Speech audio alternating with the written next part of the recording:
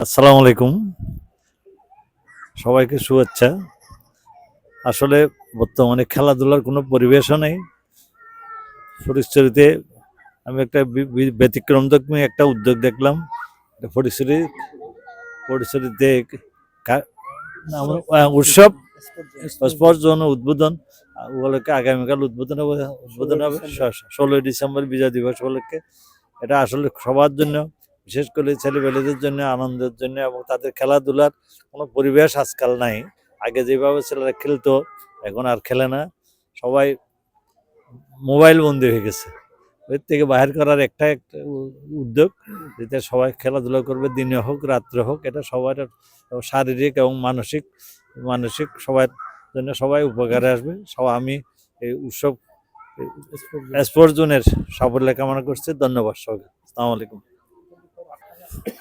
আউযুবিল্লাহি মিনাশ শাইতানির রাজিম। বিসমিল্লাহির রহমানির রহিম। উৎসব স্পোর্টস জোন এই নামে আগামীকালকে 16ই ডিসেম্বর বিজয়ের মাসে একটা টার্ফ ফটিকছড়িতে উদ্বোধন হতে যাচ্ছে। যে আমাদের শ্রদ্ধেয় স্যার যেটা বলেন, শারীরিক এবং মানসিক বিকাশের জন্য, সুস্থ দেহ এবং সুন্দর মনের জন্য খেলাধুলার কোনো বিকল্প নেই। সেই আঙ্গিকেই এই উৎসব স্পোর্টস জোন আগামীকাল শুভ উদ্বোধন হতে যাচ্ছে। আমরা সবাই স্পোর্টস জোনের সাফল্য কামনা করি এবং আশা করি সবাই এখানে এসে খেলাধুলা করবে। বিশেষ করে স্যার যেটা বলেন, এখন খেলাধুলার পরিবেশ নাই, মাঠ নাই, তো সেই হিসেবে এটা খুব ভালো একটা বিকল্প এবং খুব ভালো সুযোগ ফটিকছড়িবাসীর জন্য।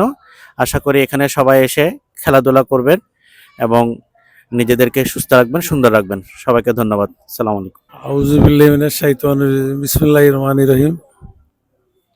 আজকে ঐতিহ্যবাহী দুরং ফটিকছড়ি পৌরসভার 7 নম্বরের অবস্থিত উৎসব স্পোর্ট জোনের আগামীকাল 16ই ডিসেম্বর বিজয় দিবস উপলক্ষে আমাদের উদ্বোধন হতে যাচ্ছে। এর শুভ কামনা করতেছি।